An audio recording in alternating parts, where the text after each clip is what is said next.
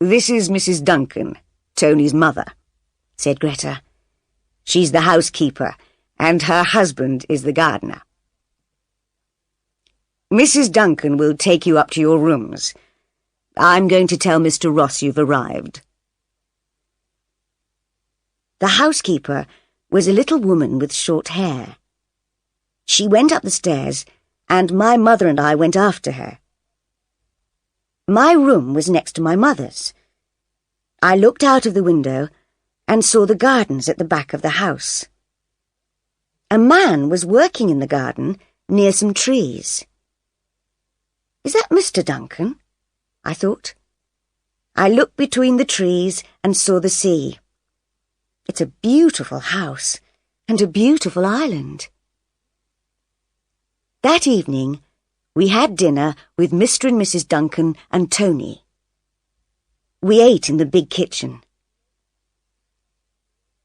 "What happened to Mr. Ross's last secretary?" asked my mother. "She's in hospital," replied Mrs. Duncan. "She's going to be away all summer." "Isn't Mrs. Ross lonely here?" I said.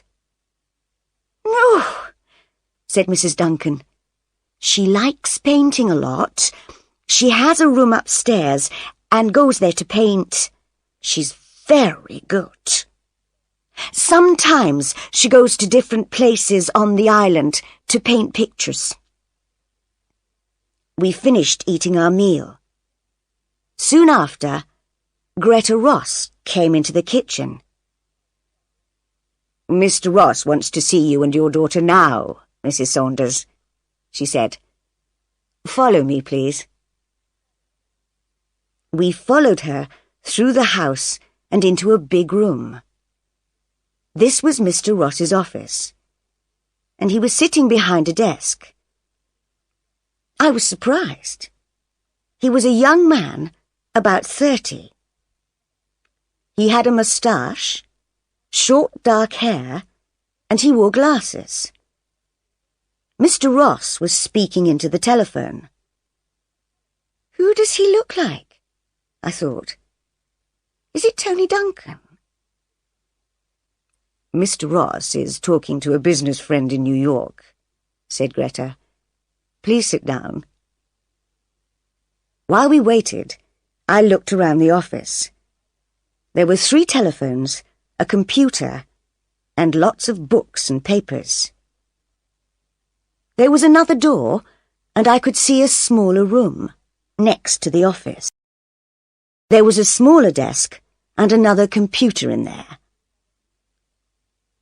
Mr. Ross finished speaking on the phone, then looked carefully at my mother and me. For a few seconds, he didn't speak, and just watched us. Then he said, "I'm pleased to meet you, Mrs. Saunders. I need some help with my work. My secretary is in hospital, and there's a lot of work to do. Sometimes you'll have to work late at night because of time differences in New York and Tokyo. Is that all right?" "Yes, that's all right," said my mother. "Can you use a computer?" "Yes." "Good." He looked at me. "Is this your daughter?" "Yes, this is Carol," said my mother. "Hello," I said. "Greta says you like gardening. There's a big garden here, so you can help Mr. Duncan. And there's a farm. Dan and Stella Parks live in the farmhouse and work on the farm. You can help them too. We have some animals. Some sheep, a few cows, and chickens. And there's a horse called Smoke. He's grey, like his name. Can you ride?" "Yes," I said. "I can ride a horse." "You can ride Smoke around the island, if you like." "I'd like that," I said. "Thank you."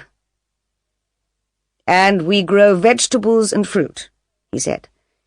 I work on the farm sometimes. I enjoy it." I smiled at him, but he didn't smile back. "Carol will enjoy working on the farm," said my mother. "Won't you, Carol?" "Yes," I said. Mr. Ross looks sad, I thought. But how did he get all his money?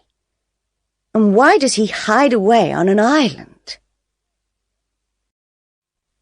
Chapter 3. The Photograph.